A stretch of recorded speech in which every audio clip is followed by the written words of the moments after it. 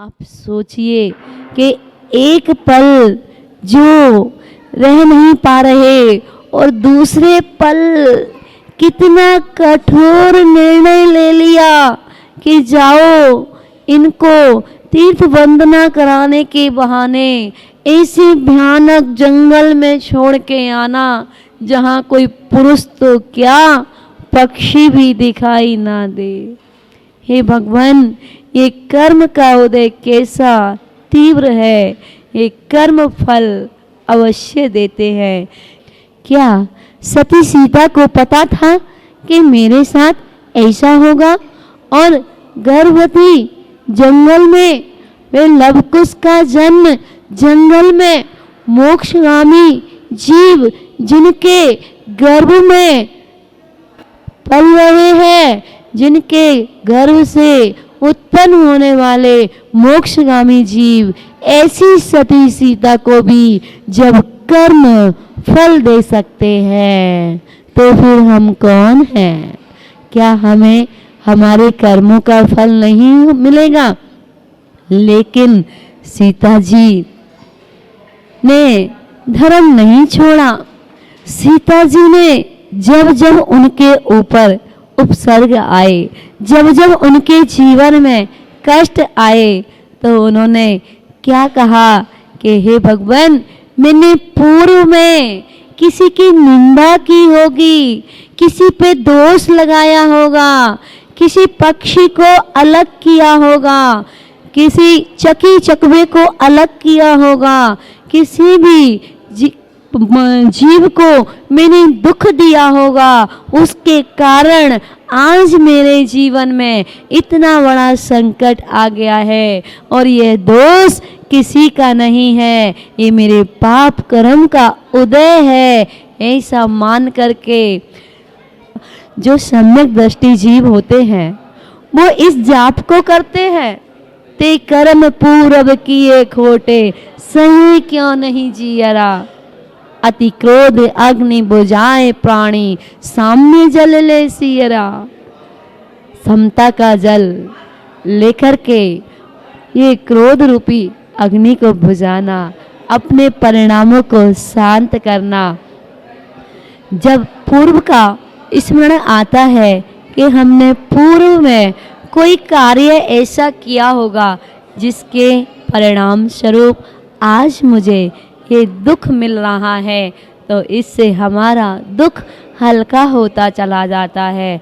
आप देखिए, सती सीता एक राजा की पुत्री, एक राजा की पुत्रवधू, और कितना दुख जीवन में मिला। आज की बहू अगर हो तो वह सबसे पहले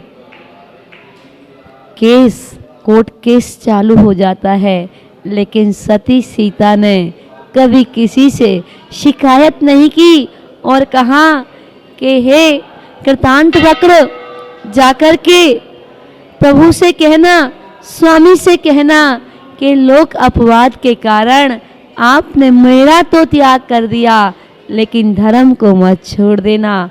ऐसे संस्कार सती सीता के थे, और हमें सती सीता का यह दृष्टांत सुनकर हमारे जीवन में भी क्षमता आनी चाहिए। जितनी हमारे जीवन में क्षमता आती चली जाएगी, हम उतना ही ऊपर उठते चले जाएंगे। हमारे परिणामों से ही संसार बढ़ता है और हमारे परिणामों से ही संसार घटता है। अगर सुविचार होंगे, सुपरिणाम होंगे, तो संसार कम होता चला जाएगा, और अशुभ परिणाम होंगे तो हमारा संसार बढ़ता चला जाएगा। हमें अपने परिणामों की संभाल करनी है, और भक्ति करते हुए अपने जीवन को पूर्ण धर्म में, अपने संपूर्ण जीवन को धर्म के साथ व्यतीत करना है। आज जो मुझे मिल रहा है वो मेरे कल के किए हुए का फल है, और जो आज मैं कर रहा हूँ वो मेरा आने वाला कल है। इसलिए हमें अच्छे परिणामों की संभाल करते हुए धर्म का सहारा लेते हुए और आगे बढ़ते चले जाना है। बोलिए पंच परमेष्ठी भगवान की। आचार्य मानंतंग स्वामी जी के द्वारा रचित श्री भक्तांबर स्तोत्र की रचना अपनी भक्ति के माध्यम से जो गागर में सागर भरा हुआ है वह भक्ति के माध्यम से कह रहे हैं,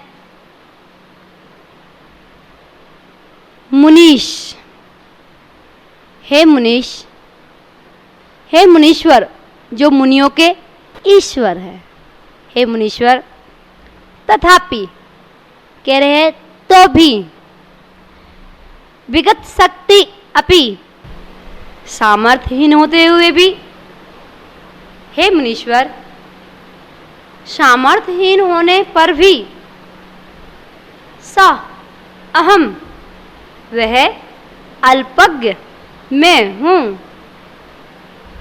भक्तिवशात, भक्ति के वशीभूत होकर के, आपकी भक्ति के वशीभूत होकर के, तब माने आपकी, स्तवम माने स्तुति को, कर्तुम माने करने के लिए, भक्ति के वशीभूत होकर आपकी स्तुति करने के लिए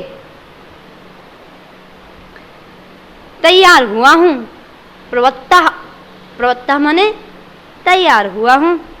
अविचार्य, विचार नहीं किया भगवान, नहीं विचारते हुए भी। प्रीतात्म, आत्मस्नेह से निज शिशो, अपने बच्चे की परिपालनार्थ,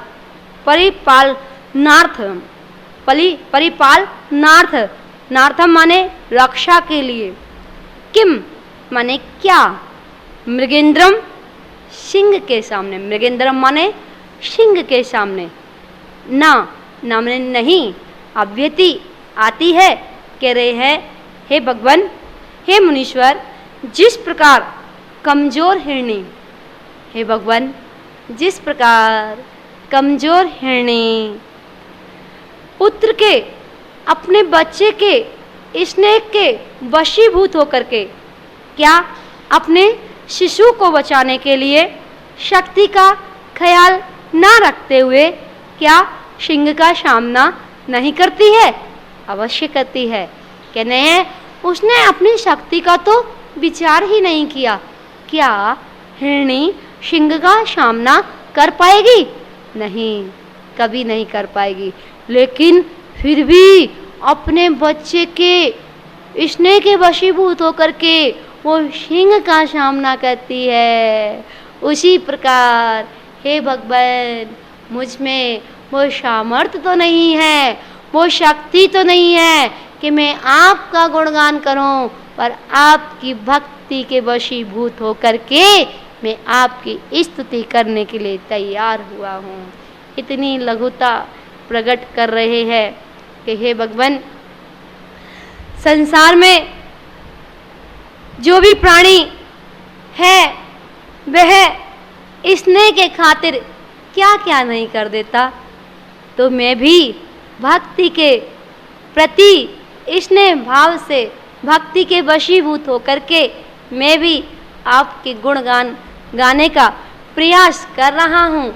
मुझ में सामर्थ्य नहीं है, आपके गुण कहाँ? आपके अंदर तो गुणों का भंडार भरा हुआ है और मैं एक छोटा सा आचार्य मानंतंग स्वामी आपका गुणगान कैसे कर सकता हूँ, जब बृहस्पति देव भी नहीं, बृहस्पति गुरु भी आपका गुणगान करने में समर्थ नहीं है, तो फिर मैं कैसे अपने आप को समर्थ समझूं?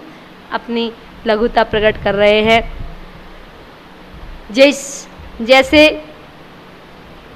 अज्ञानी जीव मानता है कि भक्तांबर स्तोत्र का पाठ करने से पैसा मिलता है, रोग आदि दूर होते हैं, धंधा अच्छा चलेगा, और भी ऐसे अनेक प्रकार की अपेक्षाएं व आकांक्षाएं रखते हैं। लेकिन ऐसी आशाएं व्यर्थ है, ऐसा नहीं है। आचार्य मानंतंग स्वामी जी ने कहा कि जो इन 48 काव्यों का इन 48 काव्यों की माला अपने कंठ में धारण करेगा वो मोक्ष रूपी लक्ष्मी से वर्ण करेगा। और कहा कि जो इस भक्तांबर के प्रति श्रद्धा आस्था रखेगा, इस भक्तांबर जी की महिमा का वर्णन हम अपनी जीवा से नहीं कर सकते। इस भक्तांबर जी में, इस भक्तांबर जी के माध्यम से जन्म जरा जैसे मृत्यु रोगों से छुटकारा मिल सकता है, तो क्या हमारे कैंसर, बीपी, शुगर दूर नहीं होंगे? अवश्य दूर होंगे। हे भगवान, जब आचार्य मानतंग गोस्वामी जी के 48 ताले टूट सकते हैं, तो क्या हमारी समस्या का समाधान नहीं होगा? अवश्य होगा। पर कब? जैसे आचार्य मानतंग गोस्वामी जी ने एकाग्रता के साथ ध्यान में लीन होकर के श्री आदिनाथ भगवान की आराधना की, इसी प्रकार हमें करनी होगी। और हम लोग तो कितनी बार पढ़ते हैं भक्तंबर जी, हम तो कितने विधान करते हैं, कितने विधान सुनते हैं, हमारे सिर का दर्द भी नहीं जाता है। और आचार्य मानतंग गोस्वामी जी के ताले टूट गए, ऐसा क्या हुआ? तो उसमें कहा आचार्य मानतंग गोस्वामी जी अपने ध्यान में लीन थे, प्रभु के गुणगान में लीन थे, प्रभु की आराधना में लीन थे। उनको तो पता ही नहीं था कि 48 कोठे भी है। उनके लिए तो त्रिलोकीनाथ साक्षात उनके हृदय रूपी सिंहासन पर विराजमान थे, जिनके हृदय रूपी कमल पर त्रिलोकीनाथ विराजमान हो जाते हैं। क्या उसको बाल विवाह का हो सकता है? नहीं, नहीं, कभी नहीं। क्या उसको हार्ट अटैक हो सकता है? नहीं, कभी नहीं। क्या उसको कोई रोग छू सकता है? नहीं, नहीं। आप तो भगवान की पूजन करते हो। पूजन करने में जब स्थापना करते हो तो कहते हो ओम ह्रीम श्री पार्श्वनाथ जनेन्द्राय अत्र अवतर अवतर सम्भोषण इति आवनम। आप तो ठोने की तरफ इशारा करते हो। अत्र तिष्ठ ठ ठोने की तरफ इशारा करते हो। नहीं, ठोने की तरफ नहीं, अपने हृदय रूपी सिंहासन की ओर बुलाइए। हे भगवान, आइए आइए आइए। किस कैसे बोला? अत्र अवतर अवतर, आइए आइए आइए। अत्र तिष्ठ ठहरिए ठहरिए ठहरिए। कहाँ? मेरे हृदय रूपी मम सन हितो भव भव वषड शनधीकरणम। हे भगवान, मेरे हृदय रूपी सिंहासन पर विराजमान हो जाइए। जिसके हृदय रूपी सिंहासन पर 3 लोक के नाथ विराजमान हो जाएं, आचार्य मानतंग गोस्वामी जी विराजमान हो जाएं, जिसके हृदय में भक्तांबर स्तोत्र की रचना एक एक काव्य झलकने लगे, तो क्या कभी BP, sugar, cancer, cervical, migraine, heart attack की बीमारी हो सकती है? कभी नहीं हो सकती। आपका श्रद्धान मजबूत होना चाहिए। आपके श्रद्धान में कहीं कमी है। अगर आपका कार्य सिद्ध नहीं हो रहा तो आपकी भक्ति स्ट्रांग नहीं है। आप अपनी भक्ति को स्ट्रांग कीजिए। कहीं ना कहीं भक्ति में चूक हो रही है। जैसे ही भक्ति में तन्मय हो जाओगे, आप तो अन्य परिवार से लड़ाई झगड़ा करते हो, आपको हिस्सा नहीं मिलता। मैं कहती हूँ आप तो भगवान के चरणों में अपनी विनती को समर्पित कीजिए। लाखों की स्वामी आपने तकदीर बनाई, लाखों की स्वामी आपने तकदीर बनाई। मेरे लिए प्रभु आपने क्यों देर लगाई, मेरे लिए प्रभु आपने क्यों देर लगाई। मैं सच्ची लगन से आई, मैं सच्ची लगन से आई, उद्धार करो नाथ।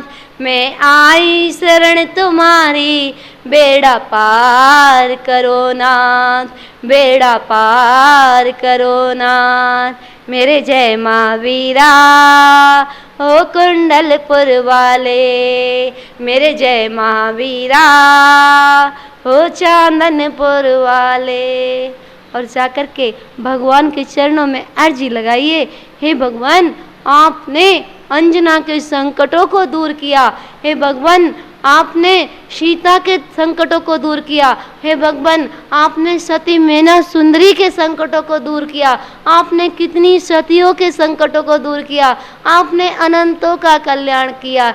हे भगवान मैं भी तो आपका ही बालक हूँ, मैं नटखट सही पर मेरे नटखट बालक की ओर तो माता पिता का विशेष ध्यान हुआ करता है। और जब आप इस प्रकार की भक्ति करोगे तो आपके काम नहीं होंगे क्या, आपके ताले नहीं टूटेंगे क्या। भगवान की भक्ति से तो कर्मों के ताले टूट जाते हैं, कर्मों की जंजीरें टूट जाती हैं।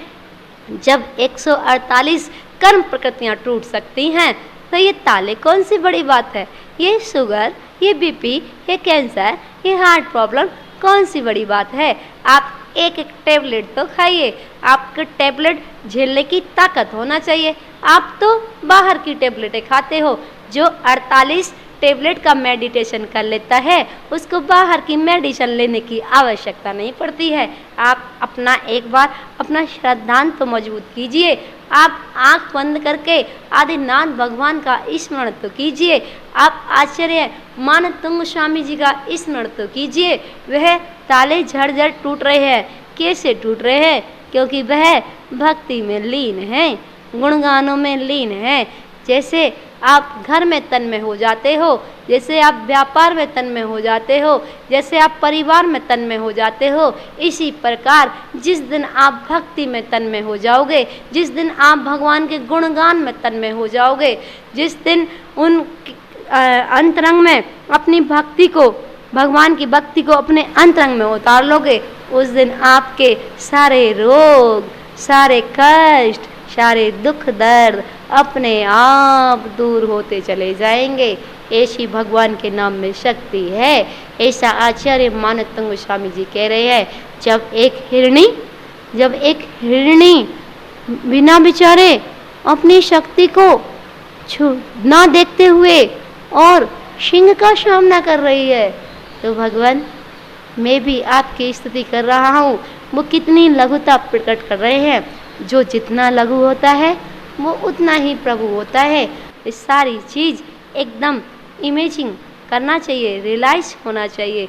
जब हमारी आंखों के सामने वह सीन, वह दृश्य दिखेगा तो हमें बाहर की चीज़ें नहीं दिखेंगी, हमें अपने अंदर में जाना होगा। भीतर जाने से आप हम भी तर गए, तुम भी तर जाओगे। हम भी तर गए। आचार्य भगवान कहते हैं इस पे थोड़ा सा ध्यान दो। हम भी तर गए, तुम भी तर जाओगे। तुम भीतर तो जाओ। तुम भीतर माने अंदर, अपने अंदर तो जाओ तो तुम भी तर जाओगे। बोलिए पंच परमेष्ठी भगवान की।